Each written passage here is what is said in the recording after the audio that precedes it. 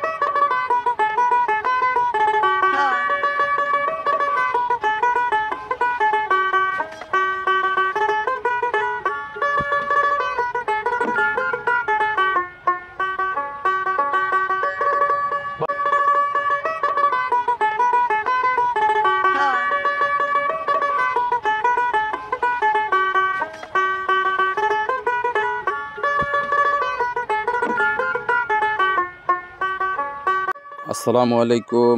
আমাদের ভিডিওটা যে যেখান থেকে দেখছেন সবাইকে আন্তরিক শুভেচ্ছা ও অভিনন্দন।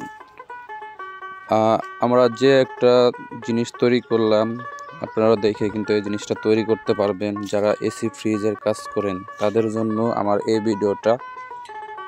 যারা নাকি ফ্রিজের পাইপ ঝালা করেন, ভিতরের পাইপগুলি ঝালা করেন, আলাদা শীট ধরে ছাপড় ধরে নিতে হয়, এমন একটা যন্ত্র তৈরি করতেছি, আপনারা দেখে করতে পারেন। আর এই যন্ত্রটা দিয়ে আপনার আলাদা কোনো শীট ধরতে হবে না, ছাপড় ধরতে হবে না।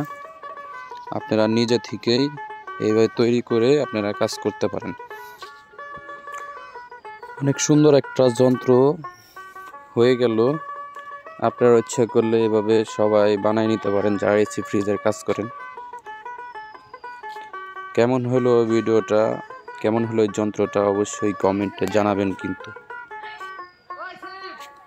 আমরা এটা দিয়ে এখন ঝালা করব, আপনারা দেখবেন। দেখেন কি সুন্দরভাবে কাজটা হইতেছে, জ্বালা হইতেছে, কিন্তু আলাদা সাপোর্ট কোনো ধরার কোনো প্রয়োজন পড়লো না। এটা একটা সাপোর্ট। যারা সাবস্ক্রাইব করেন না অবশ্যই সাবস্ক্রাইব করবেন। সবাইকে অনেক অনেক ধন্যবাদ। সবাই ভালো থাকবেন, সুস্থ থাকবেন। আসসালামু আলাইকুম।